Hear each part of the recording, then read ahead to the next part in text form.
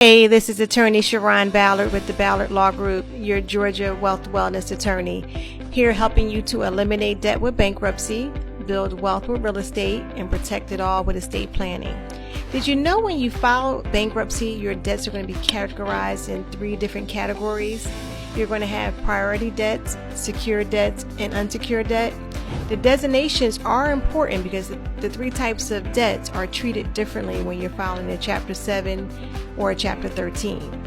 Priority debts must be repaid in full when you're filing a Chapter 13, and they will not be discharged when you're filing a Chapter 7.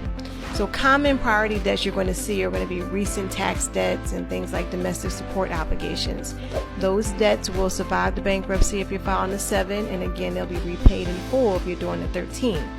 The next category for debts is going to be secured debts. A secured creditor has the right to repossess your property if you don't pay them. So secured debt is often something you agree to contractually when you buy a house or when you buy a car. You pledge that collateral for the payment amount of the debt that's owed. So when you think of secured debt, just know that's an item that can be repossessed. So when you file bankruptcy with secured debt, if it's a 13, you're going to repay the debt back if you want to keep the item. If you don't want to keep it, you can surrender it. But if you desire to keep it, you're going to repay the debt back. Whether it's a house, car, if it's a house, you're just going to pay the arrears back. And we discussed that in previous videos.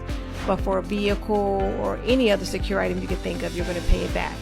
And then with a 7, if you want to keep the secure item, you are going to either continue to pay as agreed upon, or you'll redeem the item. And redeem is something I will cover in another video for you, but redeeming allows you pretty much just to pay what the vehicle or what the asset is worth instead of what you owe on it, or you're going to just reaffirm it. And reaffirm it just means you're going to continue to pay as agreed upon and pull the item out of your bankruptcy. So when you're filing the Chapter 7, if you want to keep the secure asset, you are going to continue to pay or you're going to give it back. And then the final category is going to be your unsecured debts. And unsecured debts are going to be things like credit cards, unsecured personal loans, not student loans, but personal loans, medical bills, your standard credit cards, just like that. Those are going to be your unsecured debts. And when you're filing a Chapter 7, most unsecured debts can be wiped out. And even in a 13, you can discharge your unsecured debts. It's really going to be based on your income and assets if you can discharge your unsecured debts. So I hope this information helps. And if you need help and you're living in the state of Georgia, call me. We can set up a free consultation, 404-220-9906. And I'll see you in the next video.